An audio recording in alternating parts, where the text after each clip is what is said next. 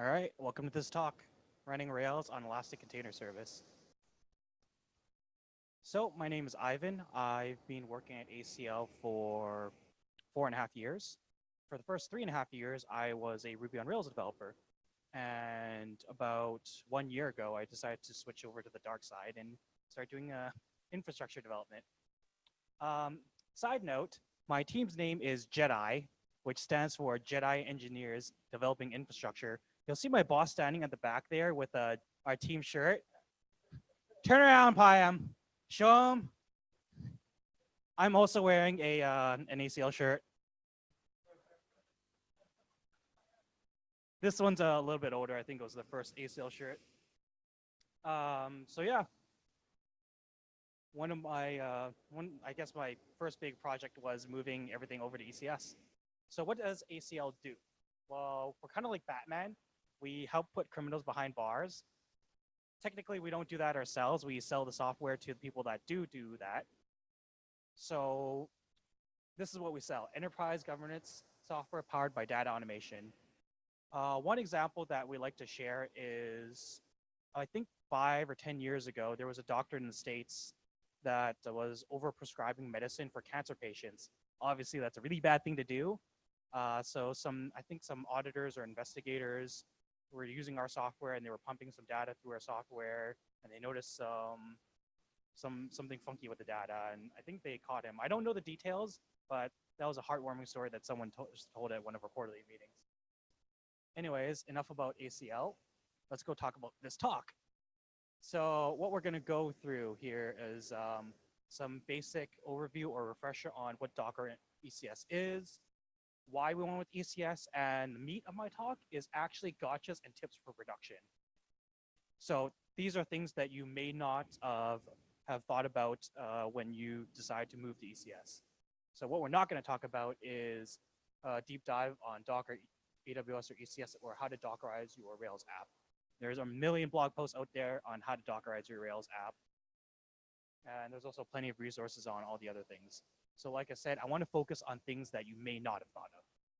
So let's start by talking about where we were before ECS. Now, how many people here know what this diagram means? Don't look at the text over there. Yes.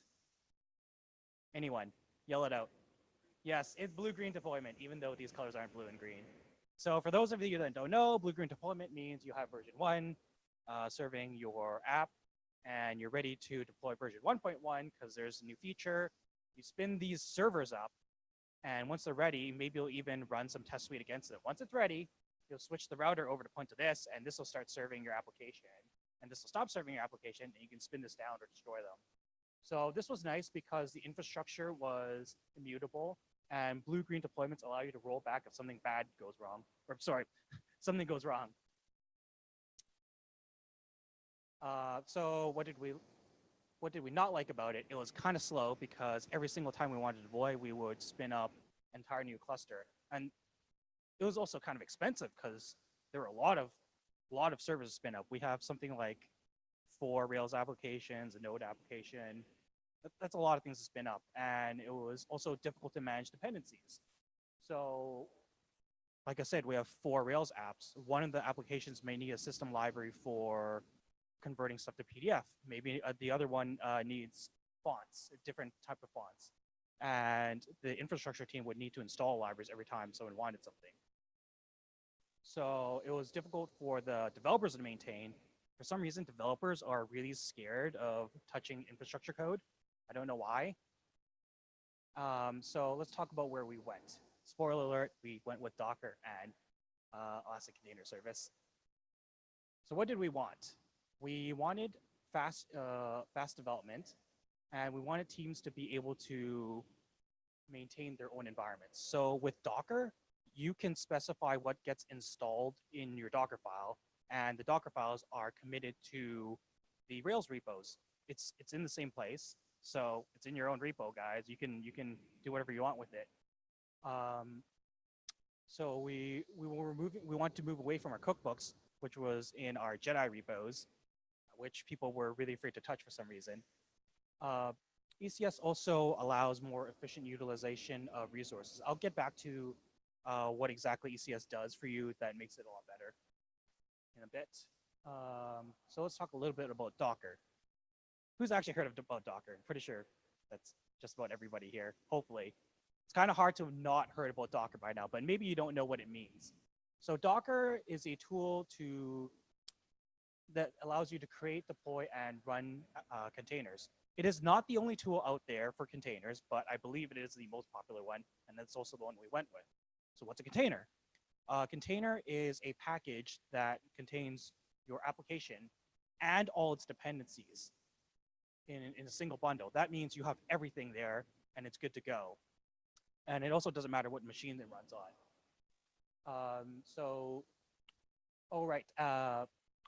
Pretty important for security scanning. It's kind of all in one file. You can scan that entire image in one go rather than scanning your entire operating system. And as I mentioned before, it eliminates the works on my machine problem. This is one of the promises of Docker. So applications, dependencies, and resources are also isolated. This is kind of important because, here we go. This is kind of important because you may have two applications running on the same machine that uses the same dependencies, but different versions of that dependencies. I think some people in the audience may have run into that problem before. So on the left here, that is your left, right? Yes, on the left here is the VM model where you have a hypervisor and some guest operating systems. So this is the physical machine. You have two virtual machines running here, and these are kind of expensive to run. So with Docker, there's just a Docker engine, and the processes are isolated, not the operating systems. This allows for near native performance. So how do we run these Docker images once we get them? Well, on my machine, locally at least, I can just download and install Docker. And technically, you could also do that on the server. You just download and install server and just run an image. But that by itself is not very useful. You're going to want something called orchestration. Kubernetes is a tool that allows you to do this. You install Kubernetes on your cluster, and Kubernetes will decide where to put your images. Now, platform managed orchestration is what ECS is. The cloud provider will orchestrate this for you. So Elastic Container Service is AWS's fully managed container or Docker orchestration service. So there'll be a diagram in a bit that will wrap the next 5 or 6 slides together. So don't panic if you don't understand what's going on. This is a screenshot of the ECS UI. There's many things here. On the left-hand side, you see a bunch of menus. There's cluster, tasks, definitions, repositories. Over here, we have services, tasks, ECS instances, metrics, and scheduled tasks. So this can be really confusing because there's so many things on the screen, so I simplified it a little bit. So purple boxes. Once you have your image, let's say you just built an image locally, you're going to want to run it somewhere other than your own machine. You're going to need to get that image up onto the cloud somewhere. So in AWS, there's this thing called Elastic Container Registry that lets you create repositories to upload your image to. So the reason why image is inside repository, it's kind of like Docker Hub or GitHub. You can have multiple versions of the same image in your repository, and you can reference them. So once you have your image up here, you're gonna need something to run that image, and that would be a task. Tasks references an image and runs that image. So once you have your tasks, you're running an image. Say you're running one container that's serving Unicorn or Puma, and it's serving your application. Well, you're probably gonna want more of these. Maybe you want 2, maybe you want 10. That's what the service does. The service specifies which task you want to run and how many of the tasks. Nice thing about the service is if for some reason you wanted 10 and one of your tasks dies, it'll automatically bring up another one. And it brings it up inside a cluster. So what is a cluster? A cluster is like a collection of services. You probably want to run more than one service in your cluster. And the cluster also encapsulates the ECS instances, or you can think of them as EC2 instances, special ones that are inside your cluster. What's an EC2 instance? That's basically a box or a VM. So the cluster can specify a specific type of instance and a certain count. And it also has all the services in it. So let's say we have a simple containerized Sinatra application. It doesn't even have a database. It's just some basic thing. We already have the image. How do we actually get it on ECS? Well, I've broken it down to 4 steps. This is a little bit of a simplified example, but let's start with this. First, we need to set up the Elastic Container registry so we can actually upload our image. Once we do that, we can set up the cluster with desired EC2 instance type and count. Once we have that, we can create the task with the image we just uploaded in step 1. And then we can create the service referencing this task and specify the desired count. This is not the strict order. Some of these things can be shuffled around. So I've taken some screenshots of how some of these things are done. Now, don't bother trying to read this. I've actually shared the slides already. This is not meant for you to read. I've also taken screenshots because I'm not brave enough to do a live demo on AWS. All right, so this part over here is from the very first screenshot I showed. So we want to go to repositories, click that. And for some reason, every single create button in AWS is blue. So there's a create repository there. You click on that. It's actually a pretty simple form. You reference, you pick a name, and then I think there are a few other fields. Hit next, next, next, next. Eventually, you'll get a screen like this. And the screen's always pretty much the same. It's basically a set of instructions of how do you upload your image. So first, you need to log in. Then you need to build your image. And you need to tag it. Then you need to push it. That just uploads your image to your repository. Once that's done, you need to create a cluster. Like I said, the order wasn't strict. You could have done this first. So I kind of buried it there, but there is a blue button. And believe me, it does say create clusters. So once you click that, again, you can pick a cluster name. I just called it app. And down here, really important thing, EC2 instance type. And for large, that's just a generic large instance. And we want 3 of these instances, or however many you think you need. You can change that after it's created, scale up, scale down. Well, look, another blue button. So you want to create the task. Now, creating the task is actually required before creating the service. If you don't have the task, you can't actually reference the task. So that order is set. So you want to create the task, and you pick a task definition. Now, this is just scrolled down in the same screen, but if you scroll down far enough, eventually you get to container definitions with another blue button. Now, if you click on that, it'll bring up a side panel. This is where you can reference the image you just uploaded. So right here would be repository URL and image. That would be my app image that I just uploaded. This thing down here is actually really, really important. The memory hard limit. And this is a required field. The memory hard limit, the hard limit for a container is one that you do not want to cross. Take a wild guess what happens if you cross that memory limit. Yes, kill. There will actually be a kill-9 sent to your task if that happens. So you're going to want to pick a number that's really, really high, much higher than you actually think, or much higher than you're comfortable giving your application. So if there's a memory leak somewhere, you might actually kill your unicorn worker. I'll also be talking about this limit a little bit later. So same side panel, scroll down a bit more, and you come down to this command thing here. This command is what runs when the task starts up. So the task starts up, and I'm just going to run in application.shell file. Now, there's a reason why I call it that, and I'll get back to that in a bit. But just note that that is the command that is run the moment the task starts up. In fact, that's the only command it'll be running. So once we have our tasks, I kind of skipped the blue button, but I think you get the point. There could be another blue button for creating the service. Here we can reference the task that we just created, specify what cluster it belongs to, specify the service name, and the number of tasks.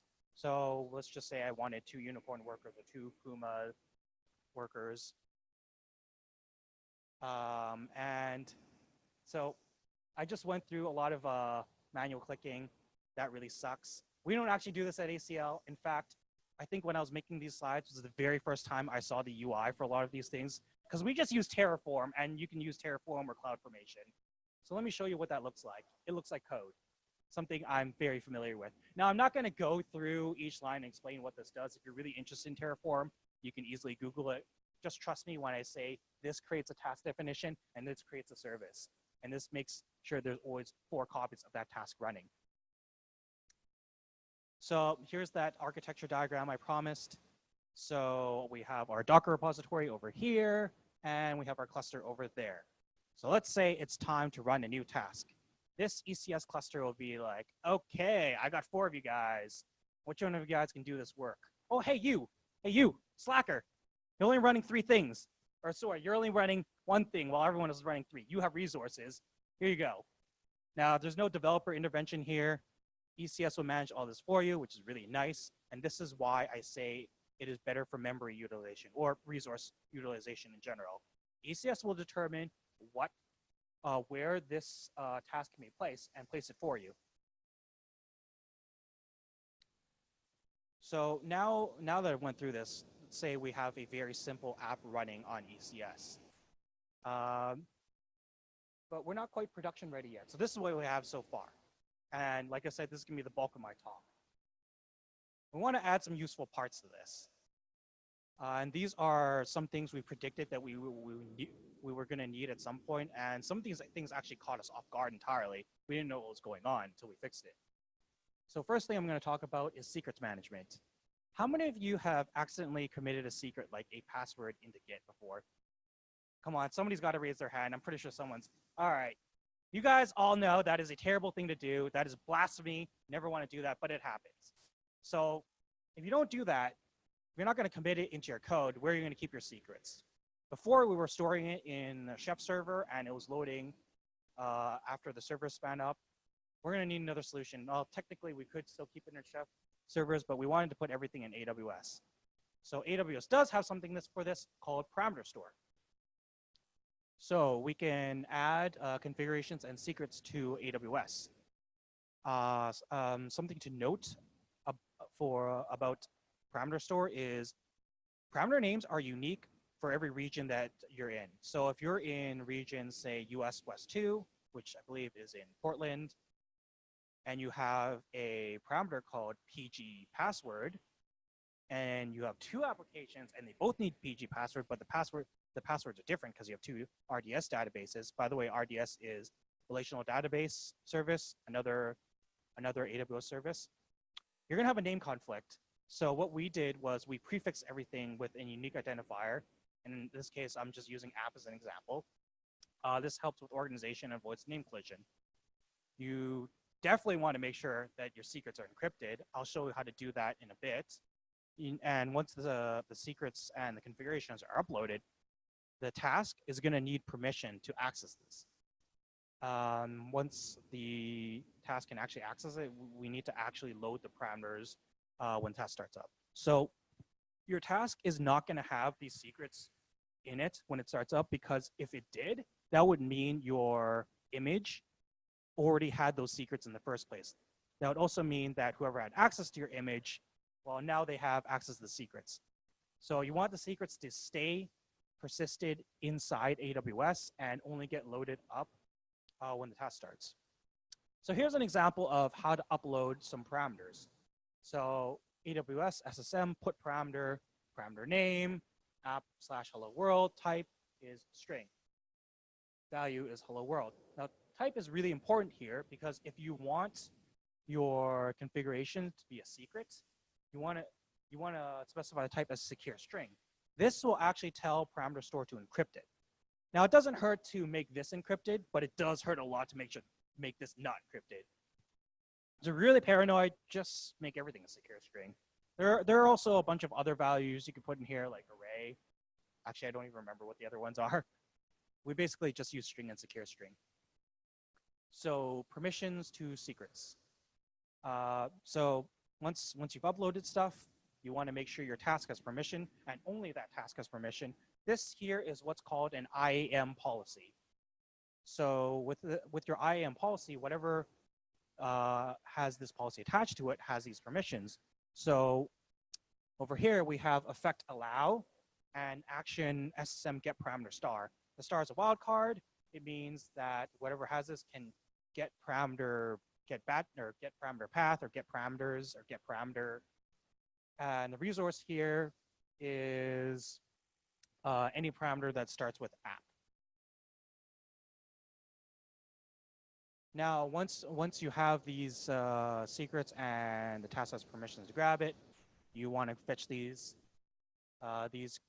configurations and secrets. So here's a CLI example again, but at AWS, we actually wrote a Golang helper to do it for us. So this line here, that's our Golang tool, parameters -p. -p stands for prefix. So anything with a prefix common and launchpad, which is just one of our service names, grab it. And this is the output we get. This technically doesn't set your environment variables yet. You need to actually eval this. So down here we have eval this, and Rails S. Now the Rails server has started up. So let me talk a bit about how we set up our apps after I have some water.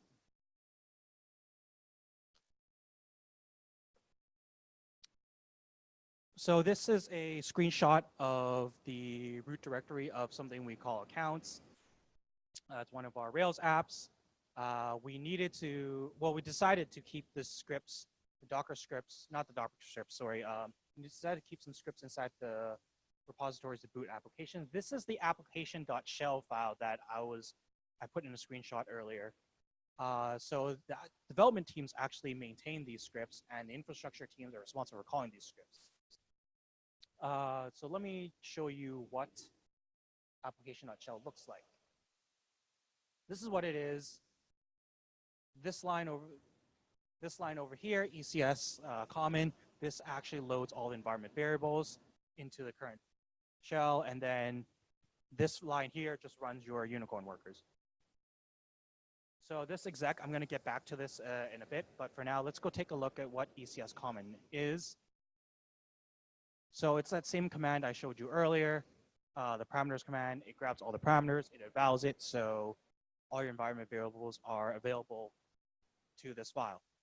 And now I can run my unicorn.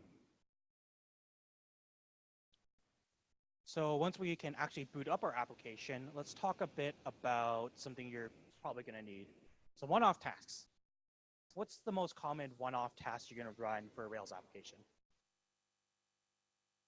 Send an email. Yeah, that's one. I had another one in mind. Something you might be doing every other deployment. Yes, migrations. So migrations are one-off tasks. You run them once, and then you probably will never run the same one ever again. If you do, I don't know what you're doing. I think that's literally impossible in Rails. So you're going to want to run your one-off task or other rake tasks, or it doesn't even have to be a rake task, but you want to run some one-off tasks. So one temptation might be to SSH into production. Actually, I shouldn't have shown this slide yet. Oh well. One temptation might be to SSH into production, go into the container and run bundle exec rake db migrate. That is an absolutely terrible idea, starting with the very first step. SSH into production was already bad. And that's also a manual step. You're going to want to run this automatically. And you're also going to want to isolate this. So you don't want to run any rake task or anything in an existing ECS task. So you have this ECS task running. There's a beautiful unicorn right here and the serving application. And you don't want that unicorn to get injured. So you don't want to accidentally run a rake task that could potentially blow up. And believe me, this happens sometimes. You don't want it to blow up anywhere near your unicorn. So you want to start a new task up so it's completely isolated. Like I said before, resource isolation is pretty important. And I also mentioned there's a hard limit for your task. So if you actually run this migration, you might actually hit the hard limit because you're loading the Rails environment again. So with a new ECS task, there's this field called command override. I'm going to show a screenshot about this in the next slide, I think. This option is to override the command. So the command before was application.shell, or it could have been anything. This overrides it. And once the command runs, the task will just finish. So I want to talk a little bit about what you see here. So I filtered out to uh, Launchpad tasks. We actually have three. Let's ignore this top one for now. That's something that actually doesn't run with the app. That's just to back up the database every so often. So we have a Launchpad application, DG, and maintenance task. Application, that's what runs our unicorn. DG actually short for delayed job. I believe in Rails 5 it's called active job now. What that is, for those of you that don't know, is that's something that runs your background jobs. I believe Sidekick is a gem that does something very similar.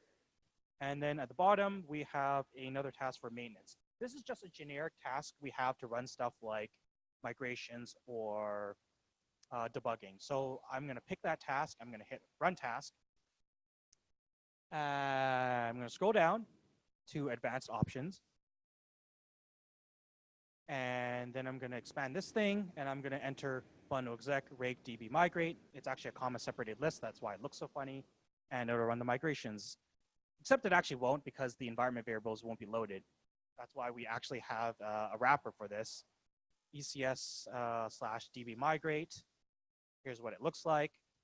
Same common file, loads all the environment variables. Now it's available here, and then it runs migration. And like I said, once this migration is finished, the task will die by itself. You won't be wasting any more resources. So that's great. Now we have our migrations. We can deploy, woohoo. What about background task? I actually just mentioned delayed job. You're going to want to run that. So technically, you could do this. You could do a bundle exec rake jobs work. We actually have a wrapper for that background job. You could technically do the same thing, and it would start up a delayed job worker. There's just a couple problems with this. That was a very manual step, and what if I want to run 10 of these? Then I have to do this 10 times in a row. Another really important thing is if one of those 10 workers dies, it's not going to start up again. We're going to need to put this inside a service. Oh, and this is the shell file that I was talking about in the last slide. Pretty simple. Bundle exec rake jobs work. All right. So kind of gone over this already. You want to add new bash script in your repo, something like background job.shell. You want to create a new task that references this bash script. So I'm not going to actually go back all those slides, but I think it was about 5 slides ago I showed all the tasks.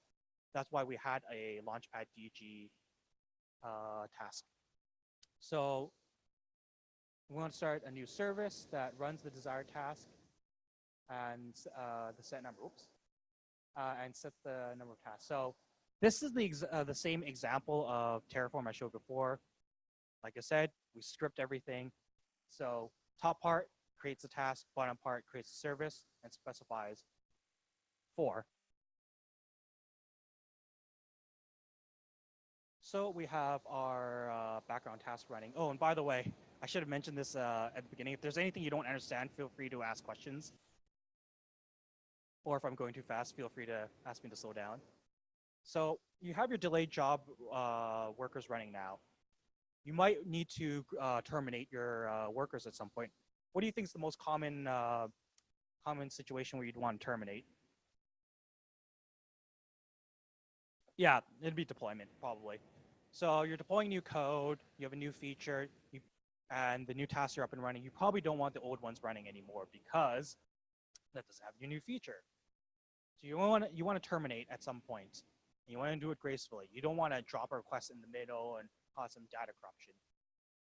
So ECS runs the docker stop command, which sends a sig term to the root process of each task when it's time to shut down. Root process being PID1. Now, if you take your MacBook and type PS just natively, you're never going to really see PID1. That's probably the init process. If you open up a new container and run PS, that tree is actually going to be really, really short. And at the top is probably going to be Docker, or maybe if you did what we did, at the top is going to be Unicorn Worker. So if your Unicorn Worker is not at the top of the process tree, it won't receive the signal by default. You need to either somehow move your Unicorn Worker to the top of the process tree or propagate this signal all the way down to your Unicorn Worker or delayed job worker or whatever you're trying to terminate gracefully. So there's a gotcha in Docker. This is one of the ones that caught us off guard. So there's almost no difference between the top and the bottom. The only difference is one of them is like a string, the other one's an array. This top one, if you put this in your Docker file, it will run the bundle exec Rails server as a child process. This one will actually move it up, and this will end up being the root process. But that's not quite how we run things.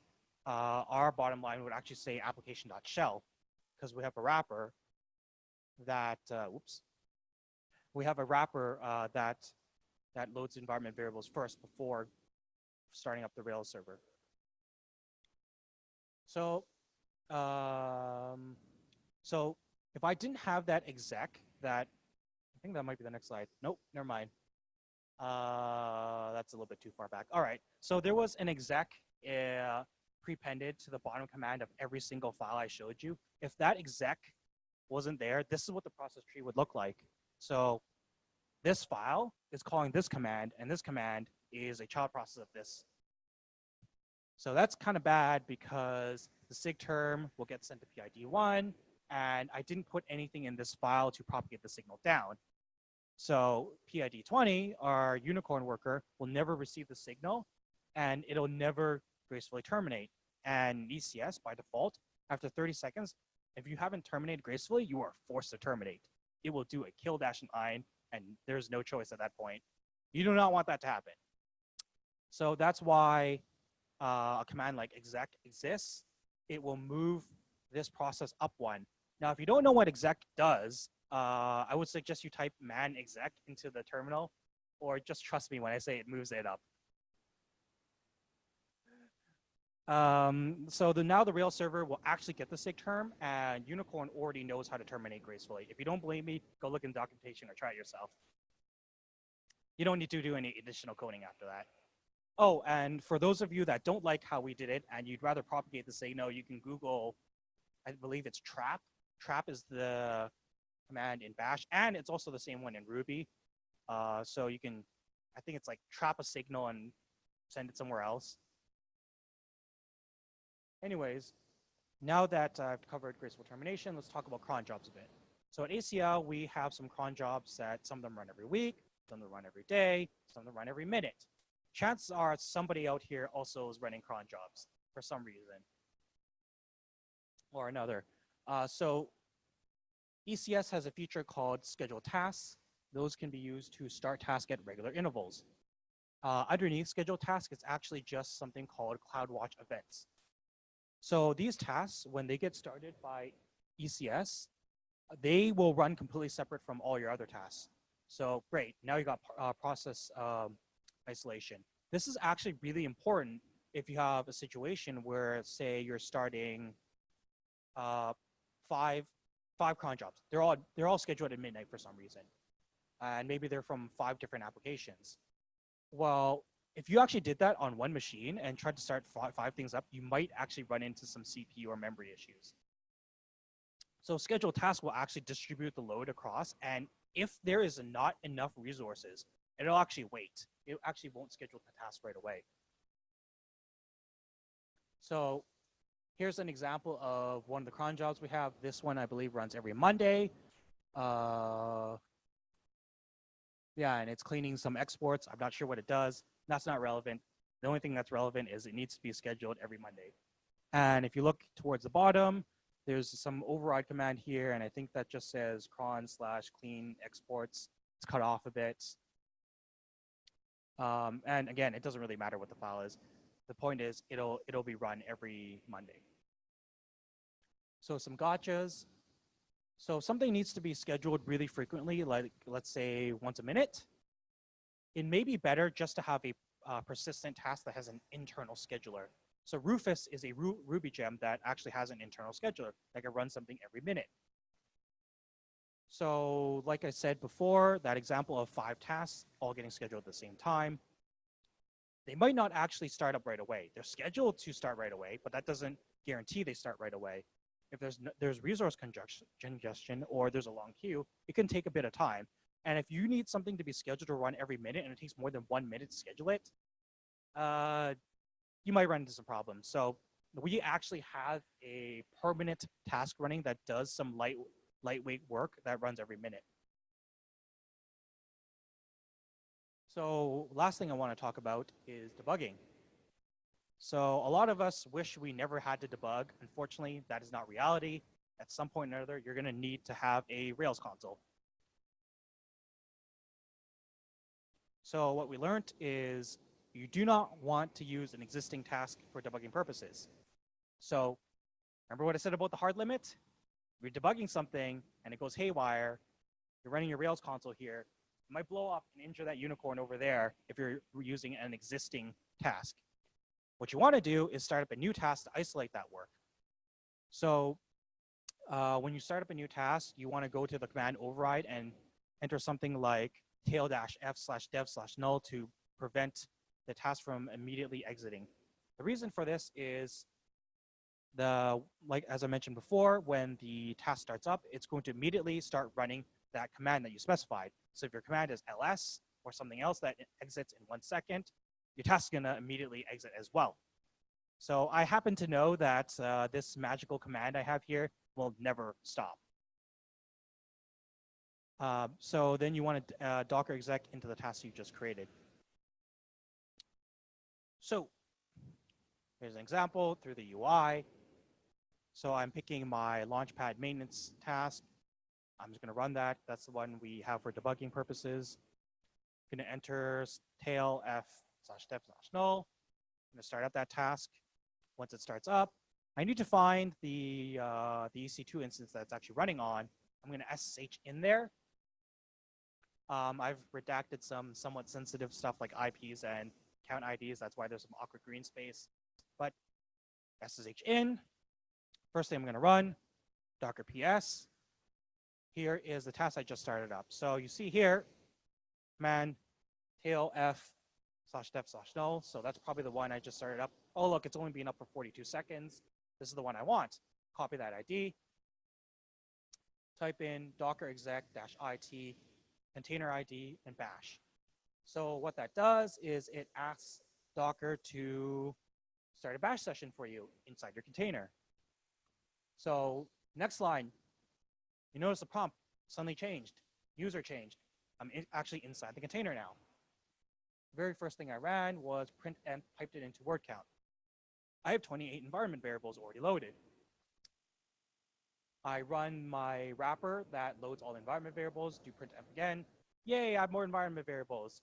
I just grabbed the stuff from parameter store. And one of the variables were 4 of the environment variables are Postgres related, so I can actually just type in PSQL and it'll just go to the database right away. Or can also start up the Rails console. Now, what I just did was very repetitive and very boring and kind of time consuming. We do it all the time as well. We SSH and staging all the time to debug stuff. So we actually just scripted the last 4 slides. We actually wrote it in JavaScript. Never mind the syntax.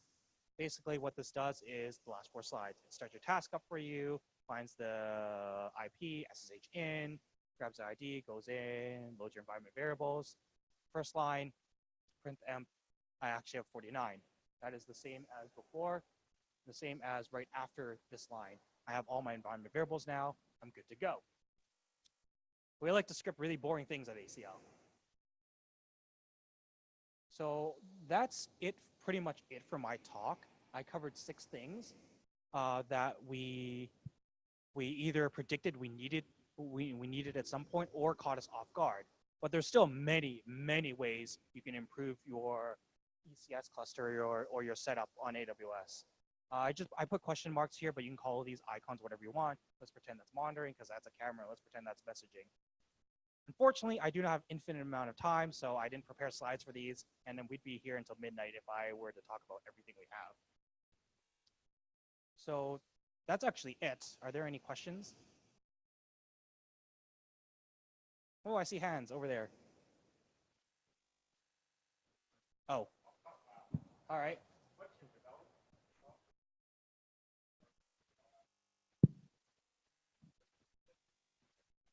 Everyone has a MacBook.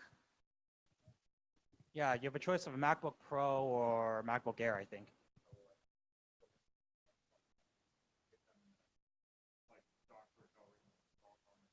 I don't think IT installs Docker for developers. I think we do that. Yeah. Oh yeah, it's pretty easy to install Docker. You just download it. Well, it's pretty easy to install anything in Mac. You just download it, and it's literally one file. We also, my boss over there sitting in the back actually had a script to set up all the development environments. So you just run that, and it sets everything up.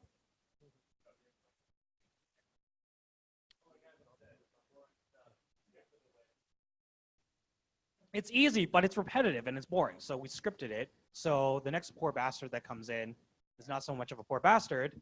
They're a lucky fella because this guy over here did all the hard work. What do your deployment scripts look like? Okay, our deployment scripts. That actually can be a talk by itself. Maybe not for this. Maybe not for this group though. We actually use Terraform. We have something in Code Pipeline. That's another AWS service that runs a Terraform command at the end that just applies just some changes. So our code pipeline is actually hooked up with GitHub.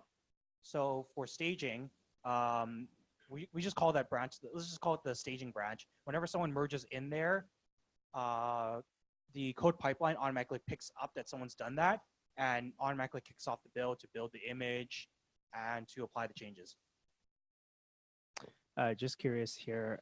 So since Kubernetes has kind of become a close to a standard in the DevOps world, and I'm still a bit newer to this kind of stuff, but my understanding is that ECS and Kubernetes do something similar.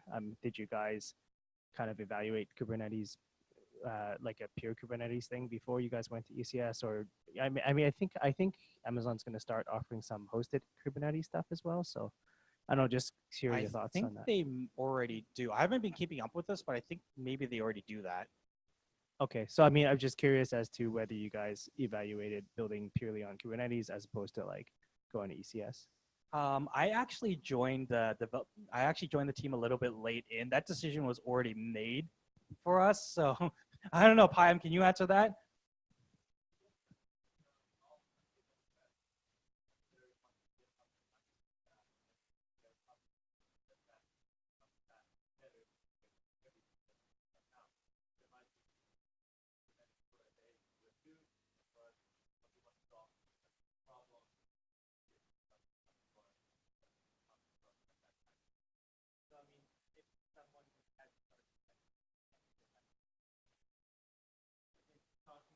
Well, there's this new thing called Fargate that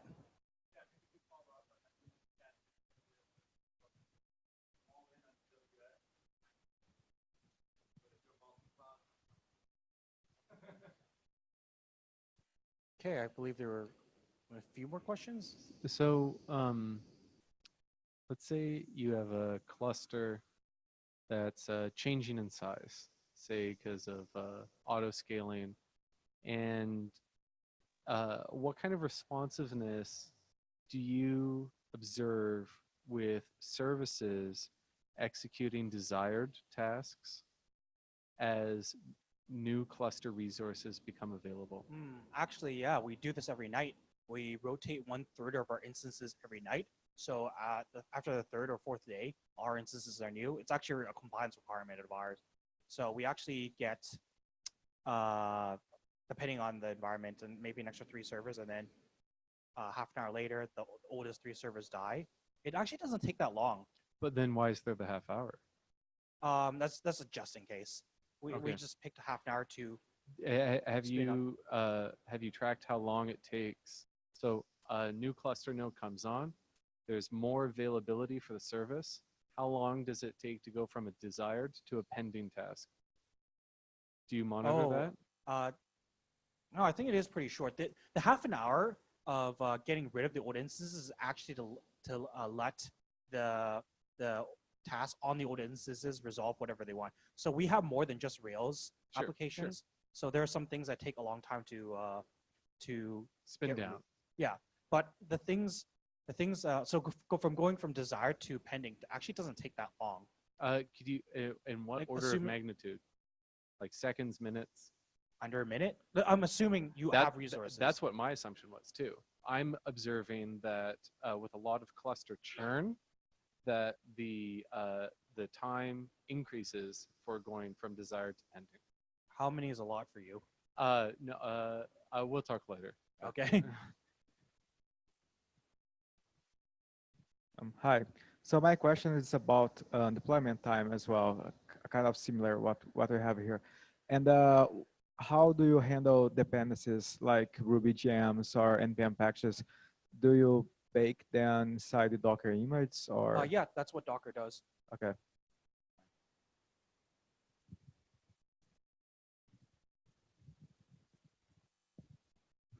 You talked about the hard cap of kind of the memory that you kind of have to set before maybe you're going to get your kill 9.